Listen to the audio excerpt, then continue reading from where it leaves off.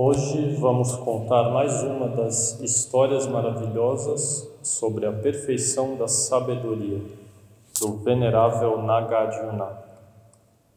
A história de hoje é sobre a perfeição da disciplina. E contaremos 3 histórias sobre vida leiga versus vida monástica. Pergunta: se mantendo os preceitos laicos, pode-se obter o renascimento no céu, obter o sendeiro do Bodhisattva e também obter a chegada ao Nirvana? Então, para que servem os preceitos monásticos? Resposta: mesmo que ambos consigam a liberação, ainda assim se diferenciam entre difícil e fácil. Sabemos que a vida leiga possui diversas tarefas, de forma que, se alguém deseja concentrar-se na prática do Dharma, a vida familiar se desfaz. Por outro lado, se deseja concentrar-se na vida familiar, a prática do Dharma se desfaz. Porém, se alguém não se apega e nem abandona nada, e ainda assim consegue agir de acordo com o Dharma, isso é considerado uma prática difícil. Então, são 3 tipos de práticas na vida leiga. Porém, se alguém deixa a vida familiar, separa-se do mundo do leigo, corta toda a complexidade e o caos da vida mundana e com um propósito singular enfoca a mente, então o cultivo do caminho se torna fácil. Além disso, a bagunça e o barulho da vida familiar envolvem muitos esforços e muitas responsabilidades. É a raiz das aflições e o repositório de vários males. Esta é uma situação extremamente difícil. Se, no entanto, alguém deixa a vida familiar, é análogo a uma pessoa ser capaz de ir para a selva vazia e despovoada para unificar sua mente. Ela é então capaz de se liberar da imersão na ideação e discurso mental. Uma vez que os pensamentos internos são eliminados, os assuntos externos também partem. Então, isso se torna uma prática fácil. Isso é descrito em um verso. Sentado sem pressa na floresta, num estado de quietude, ele extingue os vários males. Calmo e contente, ganha unidade da mente. Esse tipo de felicidade não é a felicidade dos céus.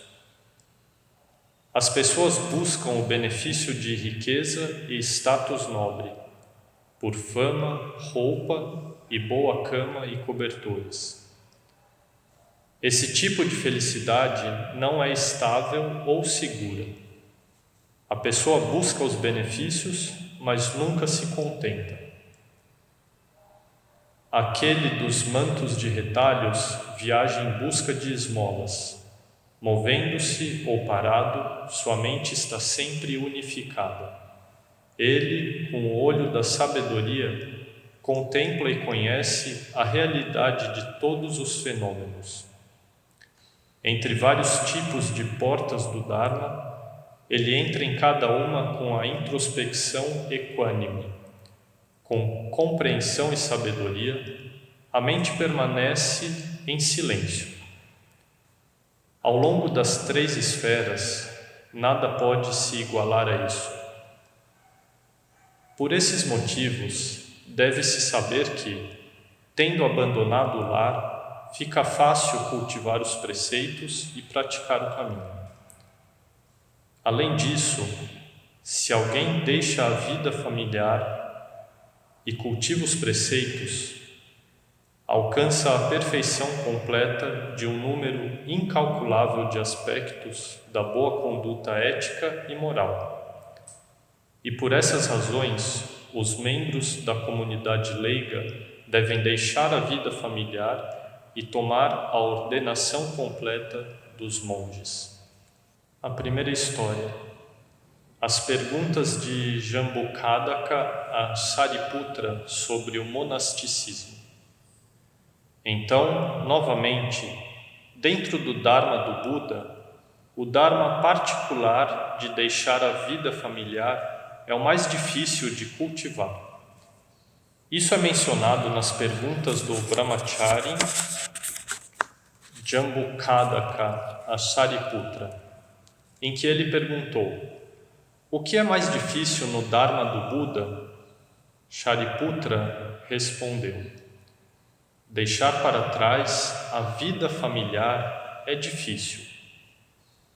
Ele também perguntou: quais são as dificuldades envolvidas em deixar a vida familiar? Shariputra respondeu: deixar para trás a vida familiar e encontrar a alegria no Dharma é difícil. Se alguém consegue encontrar alegria no Dharma, o que é difícil além disso? Shariputra respondeu: cultivar todos os bons dharmas é difícil. Por essas razões, deve-se entrar na vida monástica. Além disso, quando alguém entra na vida monástica, o rei Mara fica assustado e preocupado, dizendo: as aflições desta pessoa estão prestes a se tornarem escassas. Ele certamente obterá o Nirvana e assim cairá entre os membros da joia do Sangha. A segunda história de hoje se chama A Bhikshuni Utpalavarna promove a vida monástica. Além disso, embora entre aquelas pessoas que tornaram-se monges ou monjas no budismo, mesmo que tenham quebrado os preceitos e caído nas ofensas, quando essas ofensas são retribuídas, após isso, elas então terão sucesso em obter a liberação. Isso é discutido no Sutra do Jataka da Bhikshuni Utpalavarna. Quando o Buda estava no mundo, esta Bhikshuni ganhou os 6 poderes supramundanos e o estágio de Arahant. Ela sempre visitava os lares das famílias de aristocracia e da nobreza, onde elogiava constantemente a tradição monástica.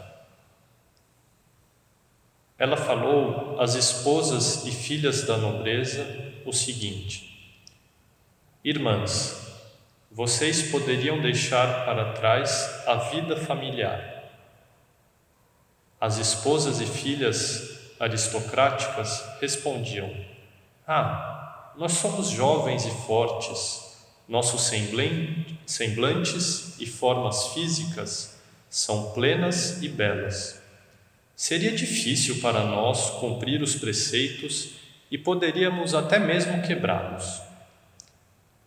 A Bhikshuni respondeu: vão em frente e deixem a vida familiar de qualquer maneira. Se vocês acabarem quebrando os preceitos, então que seja, vocês os quebram. Elas responderam: mas se quebrarmos os preceitos, cairemos nos infernos. Como é concebível que eles sejam quebrados? A Bhikshuni respondeu: se vocês acabarem caindo nos infernos, então vocês cairão. Todas as esposas e filhas da nobreza riram disso, dizendo: mas quando alguém cai nos infernos, receberá punições kármicas. Como alguém poderia sequer contemplar uma situação em que poderia cair? A Bhikshuni então respondeu: lembro-me que em uma vida anterior eu era uma atriz que vestia todos os tipos de fantasias e desempenhava papéis tradicionais. Havia momentos em que eu colocava as vestes de uma Bhikshuni para divertir o público. Por conta dessa base causal, na época do Buda Kashyapa, eu me tornei uma Bhikshuni. No entanto, devido ao meu nascimento aristocrático e beleza, tornei-me arrogante e então quebrei os preceitos graves. Por causa das ofensas de quebrar os preceitos, caí nos infernos, nos quais sofri toda forma de punição como retribuição kármica. Quando terminei de receber as retribuições punitivas, fui capaz de encontrar o Buda Shakyamuni e me tornar monja novamente, após o qual ganhei os 6 poderes supramundanos e o estágio de Arahant. Por esse motivo, saibam que, se alguém toma os preceitos monásticos, mesmo que os quebre, ainda, devido às causas e condições dos preceitos, atingirão no futuro o estágio de Arahant. No entanto, se alguém simplesmente faz coisas más, mas ainda não tem as causas e condições dos preceitos, então não atingirá o caminho. Assim, em minhas vidas passadas, eu caí nos infernos em muitas vidas. Então, ao sair dos infernos, eu me tornei uma pessoa má, e quando essa pessoa má morreu, voltou direto aos infernos. Portanto, em cada um desses casos, não obtive nada como resultado. Agora, por conta disso, podemos verificar e assim perceber que se alguém apenas se torna monge e toma os preceitos, embora possa eventualmente quebrá-los, ainda por conta das causas e condições, eventualmente se torna capaz de obter os frutos do caminho. A terceira história se chama Um Brahmane inebriado torna-se monge. Além disso, tal como naquele tempo, quando o Buda estava morando em Jetavana, e um Brahmane bêbado veio ao Buda e pediu para se tornar um bhikshu, um monge. O Buda ordenou a Ananda que raspasse os cabelos do homem e o vestisse com o manto do monge. Quando o Brahmane acordou de sua embriaguez, ficou surpreso e perplexo por ter repentinamente se tornado um bhikshu. Ele imediatamente foi embora. Todos os bhikshus perguntaram ao Buda: por que o Buda permitiu que esse Brahmane bêbado se tornasse um bhikshu? O Buda respondeu: mesmo em incontáveis íons, este Brahmane nunca pensou em deixar a vida familiar. Agora, devido à sua embriaguez, ele gerou brevemente uma fraca intenção de fazê-lo. Por essas circunstâncias, ele será capaz de futuramente tornar-se monge e ter sucesso em obter o caminho. Por causas e condições como essas, é evidente que os benefícios de ser monge geram méritos incalculáveis. Portanto, embora os membros da comunidade leiga possuam 5 preceitos, eles não podem ser comparados àqueles que deixaram a vida familiar e se tornaram monásticos. Hoje, os ensinamentos do Paramitada Disciplina falam sobre os motivos de a vida monástica ser mais conducente à liberação. No início, citamos 3 tipos de leigos praticantes: E está óbvio que, devido às atividades da vida mundana e todos esses assuntos, não é fácil praticar como leigo. Em seguida, comparou-se a vida monástica com a vida leiga e como diferenciam na prática espiritual. E aqui também fica óbvio que a vida monástica é mais favorável para a prática. Na primeira história, Jambukadaka, ao perguntar a Shariputra o que é mais difícil no Dharma do Buda, recebeu a resposta: se tornar monge é o mais difícil. Parece um tanto contraditória essa resposta, mas olhando pelo contexto da prática espiritual, mesmo sendo monge, a prática é difícil. Porém, ainda que a prática seja difícil, como monge é mais fácil do que praticar como leigo, que é muito mais difícil devido a todas as atividades e assuntos da vida mundana. Portanto, tornar-se monge ou monja é uma parte necessária no caminho ao Nirvana. Na segunda história, a Bhikshuni Utpalavarna não podia praticar bem e deixar de cometer erros. Então caiu nos infernos, mas mesmo tendo caído, já havia plantado a semente do Nirvana. E eventualmente, no tempo do Buda Shakyamuni, ela obteve o fruto do Arhat e se liberou. E na terceira história do Brahmane bêbado, que por engano se tornou monge, mesmo assim plantou a semente do Nirvana. Ao final da história diz que, mesmo que os leigos tenham 5 preceitos, isso não se compara a se tornar monge. Então vamos à prática espiritual no budismo. No Paramita da disciplina, quais são as possibilidades? A vida leiga, que possui 3 tipos, e o terceiro tipo, que é o que realmente funciona, sem se apegar ou abandonar, podendo praticar o Dharma. Essa é uma prática muito difícil, quase impossível para liberar. Então, vamos nos tornar monges, pois é o caminho mais fácil à liberação. Temos menos atividades, mais propício à prática espiritual, mais fácil de manejar as aflições e as circunstâncias construídas ao redor são mais conducentes ao Nirvana. Mas mesmo assim é difícil ser monge, que goste de ser monge, que possa cumprir com a prática e que possa cultivar os bons dharmas. Então é muito difícil, eu não vou conseguir. Não posso ser um monge. Mas espere, aquela bhikshuni, aquela monja, ela errou muitas vezes e caiu no inferno. Mas no tempo do Buda, ela atingiu a liberação. Então, nós temos uma esperança. Ainda assim, é melhor ser monge e errar do que ser leigo e nunca plantar essa semente monástica.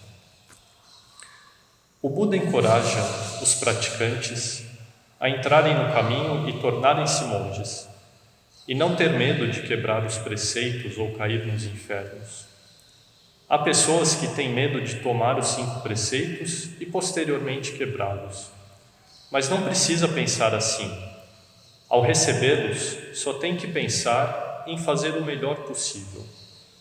Mesmo que possa cometer erros, através das histórias de hoje, sabemos que semeamos boas causas e condições para o futuro. Sendo leigo, o praticante pode chegar a realizar do primeiro ao terceiro fruto da liberação. Mas para atingir o estágio de Arahant, o 4º fruto, deve tornar-se monge. Se alguém não tem condições para tornar-se monge, então deve fazer o melhor que puder a partir da condição de leigo, desenvolvendo boa conduta ética, bons hábitos e costumes na vida diária. E principalmente não deve criticar casualmente os monges, porque ser monge é algo muito precioso e também é difícil.